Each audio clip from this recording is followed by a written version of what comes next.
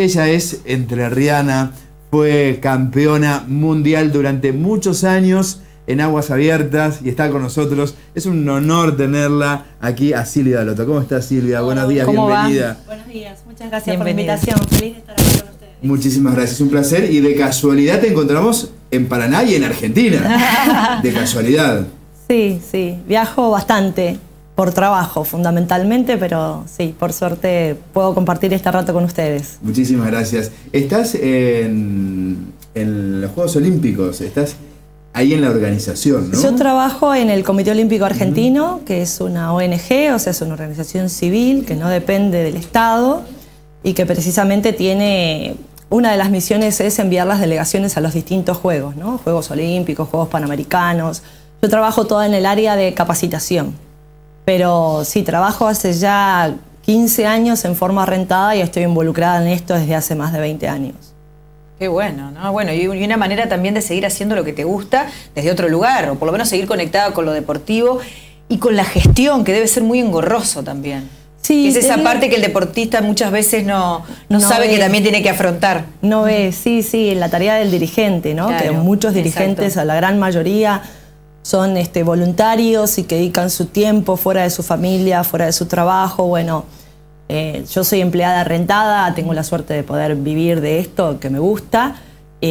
Mientras viví en Buenos Aires, que viví 10 años, estuve muy vinculada a todo lo que es la gestión, el día a día. Y yo siempre digo que, si bien doy gracias a Dios por estar en toda esta área de capacitación, mi formación es docente.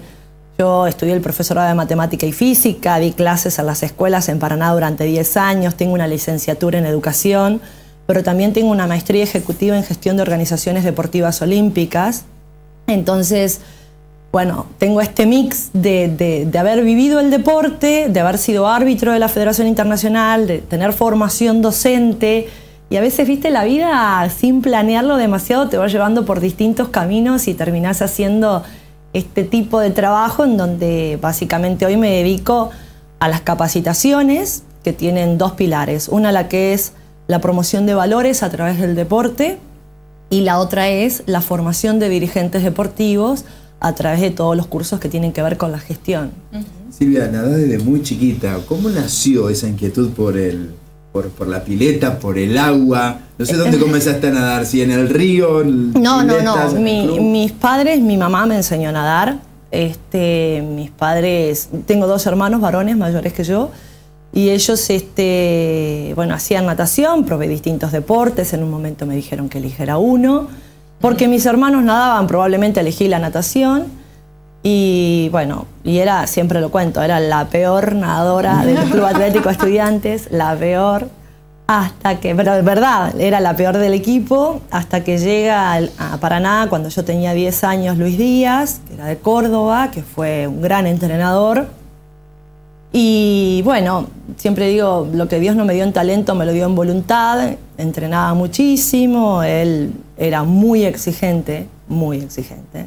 Le agradezco muchas cosas hoy. Como todos los profes de natación. Sí, bueno, es que la natación tiene un ritmo y una exigencia. Sí, muy no es 2 o 3 veces por semana, es todos los días, es a veces a los 11 años entrenar antes de ir al colegio a las 4:30 de la mañana y después volver a la tarde y entrenar de lunes a sábado. Sí, hubo mucha agua.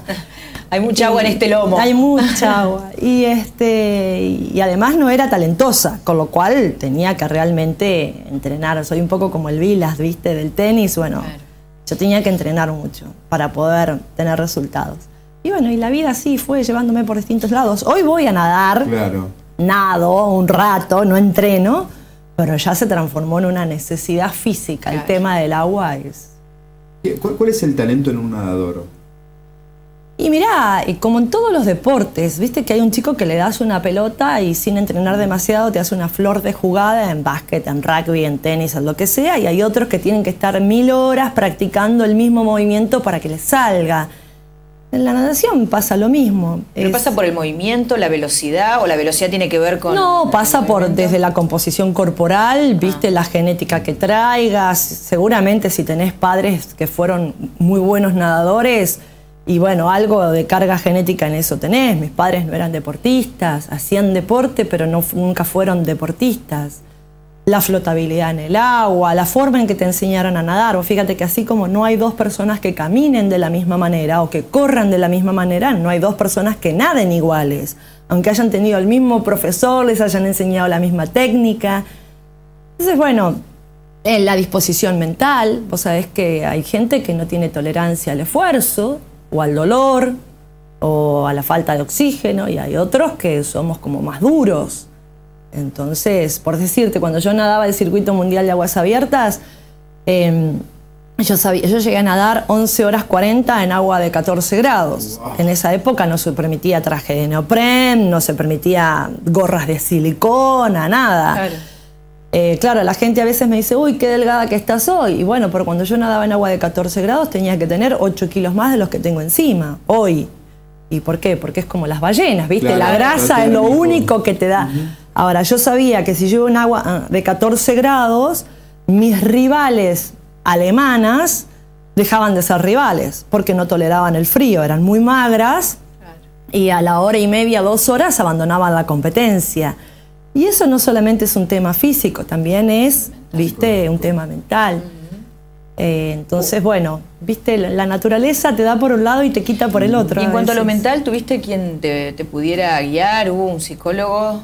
No, en esa época no había todavía en esa época psicólogos en el deporte. Estamos hablando, bueno, me van a sacar la cuenta, pero no importa, creo que todavía lo puedo contar. Bárbara, gracias. Y yo tenía, cuando salgo por primera vez campeona del mundo, 19 años. Estamos hablando del año 90. 20 años. Y 19, 20. No, en esa época, la década del 90, que es cuando yo nado, me retiro en el 96, no había psicólogos, psicólogos deportivos. Mi médico clínico era Néstor Lódolo. Ajá. Y Néstor, que es un gran psicólogo, es una gran persona por sobre todas las cosas, además de un excelente profesional, me hacía de psicólogo, de psiquiatra, de amigo. Encontraste ahí la contención. Y sí, un porque poco. Sostener la parte mental es muy fuerte y es clave en todos los deportes, en realidad. En todos los deportes, la cuestión anímica y poder sostenerse. Sí. Y lo marcábamos también, ¿no? El otro día, esa soledad en la que uno los ve a los nadadores. Y bueno, y además yo creo que te criás de alguna manera con esa formación en donde, por ejemplo, bueno, Luis Díaz era un entrenador muy duro, muy rígido. Él no te permitía flaquear. Entonces te haces un poco duro, también por eso de que no se te permitía. Era otra época, ¿no? Entonces el padre tampoco se acercaba a cuestionar al entrenador. Si el entrenador decía no se sale, no se sale, se come, se come. Había mandatos como más fuertes. No quiero dejar pasar esto, perdón, esto que estás marcando. Era otra época. Digo, la comparás con la época de ahora, digamos, ¿qué diferencias ves en esto que vos estás marcando que tiene que ver con establecer un límite, una rutina, una rigurosidad? Un compromiso. Que tiene que ver, vos lo marcás ahora como una diferencia. Sí. Ahora hay una diferencia, hay entrenadores que sí pueden ser desautorizados por los padres, por el mismo nadador. Y mirá, hay de todo, pero yo creo que hoy los roles están menos claros y además tal vez haya, no quiero generalizar, pero te digo situaciones, por ejemplo, que yo viví y que hoy veo que son diferentes. Los chicos que nadábamos en mi época en el club estudiantes, y entre esos yo la principal, veníamos de clase media a clase media baja. Para nosotros la natación era un medio para poder, no sé, conocer Rosario, Córdoba, Buenos Aires. Yo después conocí el mundo, gracias a Dios. Pero, viste, era un incentivo. Vos te entrenabas, había un esfuerzo, había una recompensa, había una motivación. Y el padre acompañaba. Hoy muchos chicos, si no la gran mayoría, pueden conocer estos lugares y viajar al exterior porque sus padres están en una situación económica mejor. Y además hay padres, reitero, no generalizo, menos dispuestos a acompañar en el esfuerzo a sus hijos. Entonces de pronto decís, bueno, el Campeonato Nacional de Natación es en enero. Nuestros padres en aquella época acompañaban el esfuerzo. Hoy te dicen, no, pero enero son mis vacaciones, no me vas a castigar a mí porque el nacional, que el chico nade, pero en enero yo me lo llevo de vacaciones y no compite en el nacional. Ese chico pierde una motivación porque se ha estado preparando para un evento y resulta que después... Entonces esas cosas están como más laxas. No digo que sea mejor ni peor, simplemente es diferente. Fueron 6 años en lo que estuviste compitiendo. Sí, 7 temporadas. 7 temporadas. lograste títulos impresionantes. Llegaste a puestos mundiales, a estar 7 años en los 5 primeros puestos del ranking mundial. A nivel mundial. Sí. ¿Qué significaba eso para vos, trayendo a cuento lo que contás, el esfuerzo, el no talento dicho por vos? Sí. Bueno, ayer me lo encontré en el supermercado, estas cosas de la vida, Ezequiel Re, periodista de la ciudad de Paraná. Salió así casualmente el tema y yo le decía, a veces cuando miro para atrás es como que fuera la vida de otra persona, ¿no? Porque yo a veces me pregunto cómo aguanté ciertos esfuerzos que realmente fueron increíbles. Yo hice 50 maratones, 7 años a los 5 primeros puestos del ranking mundial y cuando me retiro estaba segunda. De hecho, mi nombre está en el Salón de la Fama, en el Museo de la Natación Mundial en Estados Unidos. Y tomás como conciencia cuando pasa el tiempo. En el momento estás tan metido, viste, bueno, es Santa Fe Coronda, y a la semana la Hernandarias Paraná, y a la semana la prueba en Brasil, y terminaste. Yo estudiaba, yo hice mi carrera de profesora de matemáticas mientras competía a nivel mundial, la hice en 4 años, me recibí con promedio de 8.69, entonces yo siempre digo, cuando no estaba entrenando, estaba comiendo, durmiendo o estudiando. ¿Viste? No tenía mucho tiempo para diversión, pero la verdad es que no lo hice como un sacrificio. Era lo que a mí me gustaba, era lo que yo elegía, era lo que a mí me apasionaba y no me arrepiento para nada de lo que hice. Pero en el momento, ¿viste? Lo vas viviendo como, bueno, el objetivo siguiente. ¿Y cuál es el objetivo siguiente? Y bueno, y terminé primero en el ranking mundial y apareció una Gilly Taylor y a partir de ahí ya no se pudo ganar más, pero ¿cómo entrabas con tus rivales en el segundo, en el tercero, en el cuarto? Y bueno, fue una gran época de la natación de aguas abiertas para el país. Éramos un grupo de argentinos que estábamos muy bien en el ranking mundial, las carreras eran muy importantes, eran un aliciente, ¿viste? Ya te digo, yo nunca había viajado más que lo que la natación me había permitido dentro del país, así que para mí viajar a Canadá, a Estados Unidos, a Macedonia, a Italia, todo eso te abre la cabeza más allá de lo deportivo. Quiero corroborar el dato. ¿Sos la única mujer en la Hernandarias Paraná, en la Santa Fe Coronda, que nunca abandonó? No, soy la única, o sea, somos 3 los nadadores en la historia de la natación argentina, Claudio Plit, Diego Degano y yo, que nunca abandonamos una prueba. O sea... ¿La única mujer sos? Claro. Sí, digamos que hay nadadores en no abandonar pruebas. Digamos que sí, hay otros nadadores muy buenos, no quiero dar nombres porque sería como desmerecerlos, que en algún momento por razones físicas, psicológicas, de temperatura del agua, de adversidad, de lo que fuera. Y bueno, y esas cosas en aquella época eran vistas como un valor dentro del grupo. Era, por ejemplo, nadar en el lago San Juan en Canadá. Y bueno, era... Uno a veces lo mira después en la perspectiva del tiempo y decís, pero ¿qué nos pasaba por la cabeza? Pero vos podías ser campeón del mundo, pero si no nadabas al lago San Juan, dentro del grupo de nadadores de aguas abiertas era como, y vos todavía no nadaste San Juan. San Juan es en Canadá, era con el agua a 14 grados. Claro. Entonces era como que no tenías la chapa de nadador de aguas abiertas hasta que no nadabas San Juan. Claro. Y bueno, a mí me pasó que yo nadé San Juan, la pasé muy mal, y dije, bueno, ya está, ya lo hice, ya tengo la chapa dentro del grupo de que yo nadé San Juan, y dije, y nunca más volveré. Y al año siguiente la final del campeonato del mundo era en el lago San Juan. El destino me llevó de vuelta, volví de vuelta. Bueno. Y mi anteúltima carrera fue el lago San Juan. Tuve mi tercer principio de hipotermia. Casi termino en el hospital, me tuvieron que poner una máscara con oxígeno. Esas son las cosas que nunca nadie se enteró, de las cosas que uno vivía. Era otra época, no había los medios de comunicación de hoy en día. Y bueno, el lago San Juan era una carrera donde vos salías del agua, te ponían una toalla, te ponían una frazada y no ibas ni a premiación, ni a prensa, ni a refrigeración. Tenían tantas camillas como nadadores competían en la prueba. Entonces te metían en una camilla, te ponían los packs químicos estos que en distintas partes del cuerpo que largan calor y un termómetro en la boca. Y depende de la temperatura que tenías, hospital o ahí a recuperarte o conferencia de prensa, premiación o lo que sea. Qué bárbaro. Y sí, Y así era de duro el lago San Juan. Hoy en día hay una reglamentación, con menos cantidad de grados no se puede hacer la prueba, se permite traje de neopren, pero en aquella época no era así. Viviste muchas cosas duras y dijiste que competiste en 50 maratones. Y la número 51, vos también la mencionás como algo. Ah, sí, la mencioné una vez. Sí, la mencioné una vez. Porque pasaste por el cáncer y también lo tomás como una maratón en tu vida. Mirá, imagínate que con lo que yo hacía esto de maratones, si bien tenía entrenador, mi hermano que iba arriba de la embarcación que te va hidratando, que te va... El que pone el cuerpo, la cabeza, sos vos. Es como el boxeador, es como cualquier deporte individual.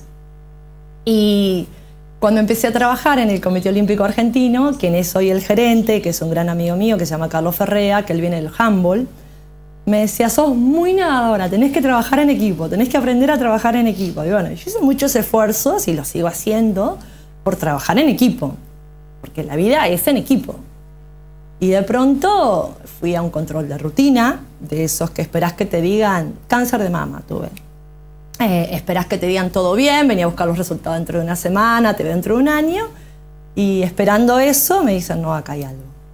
Y yo ahí dije, esto es otra maratón. Puedes tener los médicos, puedes tener el oncólogo, puedes tener tu familia, puedes tener tus amigos, pero el que tiene que poner acá el cuerpo de vuelta, sos vos. Y la cabeza, sos vos. Y ahí desempolvé mis herramientas de la maratón. ¿Y dónde te das cuenta de lo que la natación le dio a tu vida? Bueno, habrá gente que se apoya en la... Bueno, yo me apoyé en la fe también, soy muy creyente, ¿no? Habrá gente que recurrirá a otras herramientas. Yo recurrí a la que me dio el deporte. Claro. A mí fue la que me sirvió. Y en ese momento no estabas en Argentina. Estaba, pero vivía en Buenos Aires. Ah, vivías en Buenos Aires. Sí. O sea, no tenías a tus padres o a tus hermanos cerca. No. Y aparte tratando de ocultarle a mis padres, que ya eran grandes, y como, bueno, esto sí nunca lo conté tampoco, pero como si fuera poco, yo empezaba un día lunes en mi tratamiento de rayos, tenía que pasar por 43 sesiones de rayos, y el día sábado la llamo por teléfono a mi mamá, temprano a la mañana, y siento que mi mamá hablaba raro. Entonces llamo enseguida a mis hermanos y les digo que algo está pasando en mi casa, y cuando mis hermanos llegan, media hora después, mi mamá estaba haciendo una ACV. O sea que si yo no lo hubiera llamado por teléfono y no me hubiera dado cuenta, eso hubiera avanzado. Y mis hermanos no entendían cómo yo, sabiendo lo que estaba pasando, no agarraba el auto en Buenos Aires con mi marido y nos veníamos a Paraná. Y yo no podía, porque el lunes yo empezaba mi tratamiento. Así que tuve que blanquearle a mis hermanos y a mi papá, en plena situación de lo que estaban viviendo con mi mamá, lo que a mí me estaba pasando y por qué yo no podía venir. Así que sí, fue un momento difícil porque yo no podía postergar mi tratamiento, y a su vez la tenía mi mamá pasando por un mal momento. Por suerte todo salió bien, adelante, para ella y para mí, pero bueno, viste, la vida te pone permanentemente a prueba. Ahí es donde el lago San Juan se vuelve una pavada. Claro, ahí es donde todo toma otra dimensión. Claro, mientras te escuchaba no puedo salir de... ¿Qué le pasa a alguien que decide de todos modos someterse al padecimiento de nadar a 14 grados? Ahí es donde te das cuenta que la vida te pone en situaciones donde lo del lago San Juan era lo de menos. Y sí, o por lo menos te preparó, claro, para decir, bueno... O para qué sirvió esa experiencia. Sí, sí. Silvia, y además el lugar que estás ocupando hoy, dando charlas motivacionales y que tienen que ver también con el deporte en diferentes puntos de la República Argentina, y ella también recorre el mundo con estas charlas. Sí, digamos que yo me he capacitado mucho en lo que es promoción de valores a través del deporte, o sea, cómo enseñar un deporte con énfasis en los valores. Y bueno, yo creo realmente en esto, el movimiento olímpico, los Juegos dan muchísimo material para que podamos trabajarlo desde distintos lugares.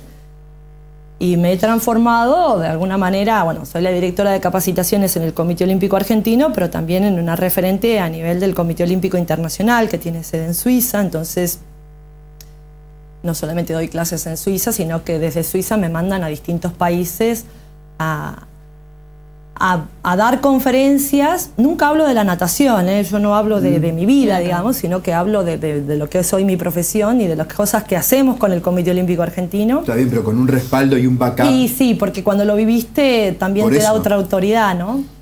Y otra experiencia, poder contarlo de primera mano.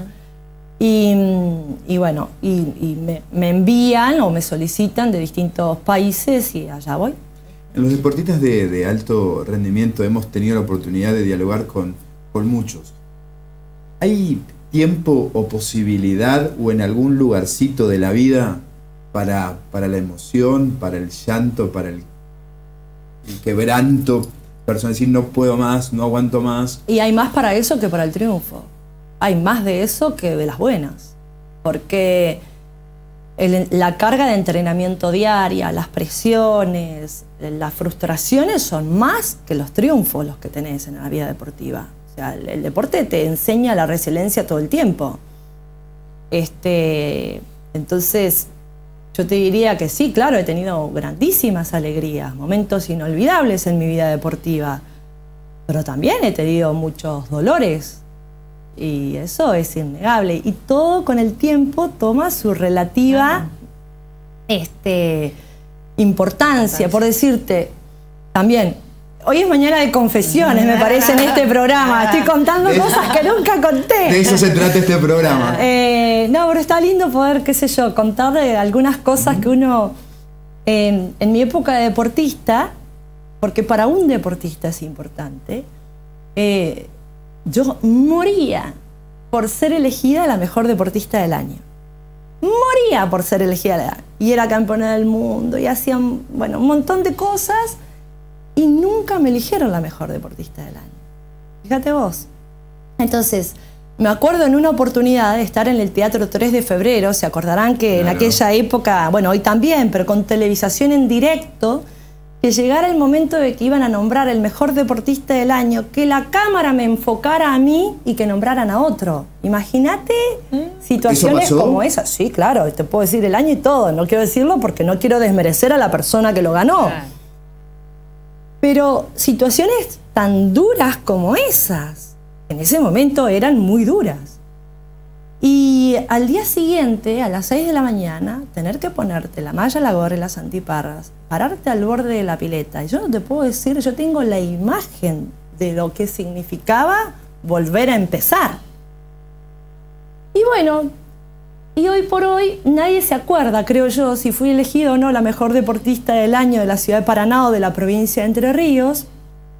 Pero gracias a la gente, gracias a ustedes, mucha gente me reconoce, hay una imagen de Silvia Dalotto en la ciudad que bueno, a mí me llena de orgullo porque digo, no era un deporte súper profesional, no fue, digo, bueno, trascendí en el tiempo, me llena de orgullo, me llena de satisfacción, de alegría. Entonces, viste, a veces las cosas no se dan de una manera, se dan de otra y a veces son mejores. Pero bueno, en ese momento era duro, era muy duro. Pero eran cachetazos al ego que con el tiempo entendiste por qué los necesitabas. Y que sí, por algo eso que vos esperabas o que tu ego en realidad esperaba no llegó, pero que llega por otro lado. Es que el deportista, imagínate también en esa situación, que es lo mucho que le pasa a muchos de los chicos hoy, que compiten por la medalla o por el título. En realidad el reconocimiento del ámbito del deporte es muy importante. Por eso las entregas de premio no hay que tomarlas tan a la ligera. Porque digamos que tratar de hacer una elección justa, y no quiero decir que eso haya sido injusto, lo que digo es afecta al otro. Porque no estás peleando por contratos en millones de euros, no estás buscando una posición. ¿Viste? Sí, es un poco el ego, es el reconocimiento. Y bueno, en aquella época era importante. Pero y que todos lo buscamos además. En el deporte, en nuestra profesión, eso ni hablar. Buscamos el reconocimiento del par siempre y sobre todo del par o del público o de la gente. O sea, era lógico lo que te pasaba. Además con tanto esfuerzo y tanto empeño. Y eso era importante en determinados momentos y en otros momentos dejó de ser importante. Porque una vez que yo me retiré de la vida deportiva, si vos me decís, ¿qué fue lo que más te gustó de irte a vivir a Buenos Aires? Que me fui por una propuesta de trabajo, que nadie supiera quién era. No te conocía. Nadie supiera quién fuera. Que yo pudiera caminar por la calle comiendo un sándwich de mortadela y que a nadie le importara. Exacto. Entonces ese anonimato fue como también una necesidad para... Pero bueno, nada, historias de vida. Hay mensajes que están llegando a través de nuestro WhatsApp. porque la estamos recordando, porque está con nosotros. Es Silvia Dalotto, es una campeona del agua, es una campeona de la vida. Y hoy estamos conociendo un poquito más de su historia. Hacía mucho tiempo que no estabas en los medios. Sí, sí, sí. Mucho Gracias tiempo por invitarme. Y ese fue el plan. Pensaba en esto que estabas señalando vos sobre las charlas motivacionales, en todo lo que venís señalando sobre lo que fue tu vida deportiva, cómo fue evolucionando, y en esto que marcabas que siempre se habla de los valores del deporte, que a muchos les cuesta comprender cuáles son los valores del deporte. Y vos marcabas esto, trabajar la frustración. El deporte te enseña a lidiar con la frustración. ¿Con qué te encontrás vos en las charlas motivacionales cuando hay una generación, o dos generaciones, a las que les cuesta mucho soportar la frustración? Hay jóvenes y niños ahora que el gran problema que tienen es la frustración, que tiene que ver con esta cuestión del ego, del lugar que ocupás, de tener que ganar porque vale el que gana y el que está arriba independientemente del que hace el esfuerzo, porque por momentos pareciera que no está valorado correspondientemente el esfuerzo. ¿Con qué te encontrás vos en esas charlas? ¿Sentís que les estás hablando en un idioma que no comprenden? Mira, depende del grupo con el que esté trabajando. Esto que vos decís, hay un libro que estoy leyendo en este momento, quiero pasarle la propaganda, es igual de una autora española que habla de la generación copos de nieve. Esto de la baja tolerancia a la frustración, de padres que resuelven todo y que lo que en definitiva genera son generaciones débiles porque no saben resolver nada por sí mismos y que les cuesta mucho lidiar con esto que vos nombrás. Sí. Pero todo depende del grupo con el que trabaje. Por ejemplo, me tocó en una oportunidad trabajar con los atletas que estaban preparándose para hacer selección argentina para los Juegos Olímpicos de la Juventud del año pasado en Buenos Aires. Sí. Me encontraba con chicos entre 15 y 18 años que, por ejemplo, con egos muy grandes, en situaciones que vos decís, todavía no le ganaste a nadie, tenés 15 años, paremos un poco. El hecho de haber sido deportista me puso, gracias a Dios, en una situación como de poder dar un mensaje, decir, yo estuve en tu lugar, hoy me ves como una señora mayor, pero yo estuve en tu lugar y si yo te digo es porque lo viví y porque te entiendo y esto cuidado acá o cuidado allá. Entonces depende, los que están muy metidos en el alto rendimiento saben lo que es los procesos a largo tiempo. O sea, un deportista no se hace de un día para el otro. Entonces, viste, es el trabajo diario, el compromiso, la perseverancia. El deportista de alto rendimiento lo va aprendiendo. No sería un problema ese grupo. El grupo, te diría, es más bien en otro nivel, en donde hoy, yo digo, los chicos creen que la vida se vive en 140 caracteres, ¿viste? Donde todo tiene que ser rápido, todo se consigue, todo tiene que ser divertido, sin esfuerzo, todo es tan efímero.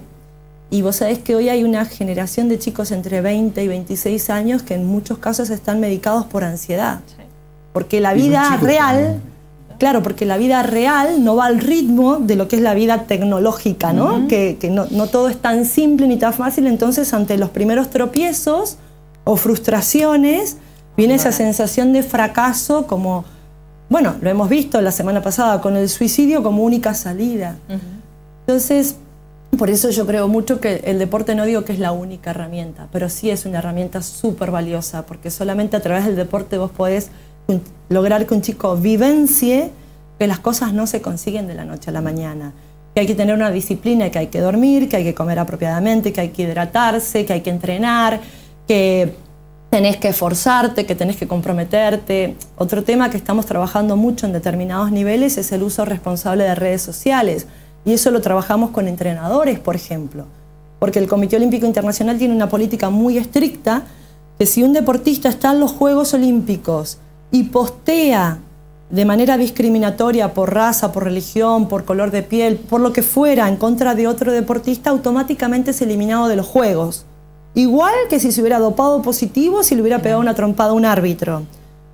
Y eso es muy valioso, enseñarlo a las generaciones más jóvenes que postean cualquier cosa en sus redes sociales, porque yo siempre le digo a los entrenadores, tanto trabajo de tantos años para que un deportista llegue al alto rendimiento y de pronto, por un uso irresponsable de una red social, puede quedar fuera de una competencia.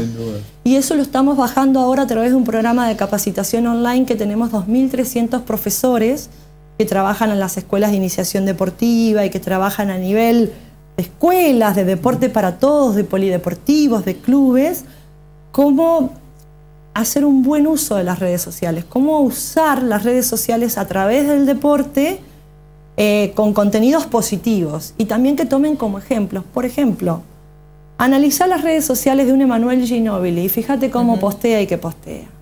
Entonces pongamos los buenos ejemplos. Claro. Y su comportamiento además, como deportista impecable dentro de la cancha, que es algo que hemos visto y que hubo una situación muy puntual en uno de los últimos mundiales, donde él como representante de Argentina, uno de sus compañeros lo que pretende es ir a pechear al árbitro y a recriminarle, y él lo que le baja diciendo basta, el árbitro ya falló, es ser la autoridad, se terminó. Teniendo también una conducta dentro, que muchas veces lo que uno le reclama a otros deportistas de alto rendimiento con escenas patéticas que vos ves en otros lugares. Bueno, a las generaciones más jóvenes le estamos enseñando que del alto rendimiento, de esos que están tan en la vidriera, que ellos son un espejo para alguien. Sin duda. Totalmente. Y son espejos para los jugadores más jóvenes, pero son espejos, y eso tenemos que ser conscientes todos desde cada lugar, que hay alguien siempre que se está mirando en uno. Un hermano, un compañero de trabajo, un rival. A los chicos le decimos, los chicos de su escuela, los chicos de su club. Ellos mismos son los que están ahí, tienen los ojos. Están mirándolos, claro. Ustedes son referentes, les gustes o no les gusten, tienen que aprender a comportarse, porque son un modelo. Silvia, hay mensajitos que lo queremos compartir con vos. Nunca te nombraron deportista del año, pero sin lugar a dudas siempre serás la mejor deportista de los entrerrianos, dice María del Carmen Sarmiento. A ver, hola lindos, me encanta la buena onda que tienen para contagiarnos en este día gris. Silvia querida, no creo que me recuerdes. Soy mamá de 2 niños que concurrían a natación cuando vos eras un adolescente. Doy fe de tu sacrificio y todo para no saber quién sos y estamos orgullosos de tenerte, dice Norma Lianza. Gracias. Felicitaciones a Aldana Vivas, que salió campeona en natación en Brasil en un torneo de aguas abiertas. Muy bien. Muy bien. Felicitaciones. Hola, saludos a todos, especialmente a Silvia, que fue, es y será siempre una genia. Lo quiero mucho, soy Lorena de Paraná. Gracias. Bueno, reconocimiento. Un abrazo enorme a Silvia. Recuerdos gratísimos de la legendaria Hernandarias Paraná, de parte de Mariana Ríos y los remeros. Puerto Sánchez, ¿no? Uy, sí, muy buena gente, muy buena gente. Aparte, bueno, Mariana, una líder increíble. Siempre que la veo le digo, te admiro mucho. Y bueno, y la gente, los remeros siempre han sido fantásticos. Silvia, en esta charla amena que tuvimos a corazón abierto, fue un reconocimiento a tu trayectoria, a tu esfuerzo, a lo bien que nos representás a todos los entrerrianos a nivel nacional y en el mundo, de todo corazón. Gracias. Es un honor que hayas estado. No, gracias a ustedes, gracias. Muchas gracias, lo pasé muy bien. Esa fue nuestra historia de vida, así emocionándonos al final, porque están acá, porque son nuestros y porque siempre decimos, ¿qué nos pasa a los entrerrianos? Bueno, esto también nos pasa y está bueno que ustedes lo conozcan y lo reconozcan y a los que ellos que se hayan olvidado, lo recuerden. Así es. Cuánto me duele al no tenerte, aquí en mi cama me haces falta y tú no llegas, ven por favor, que por las noches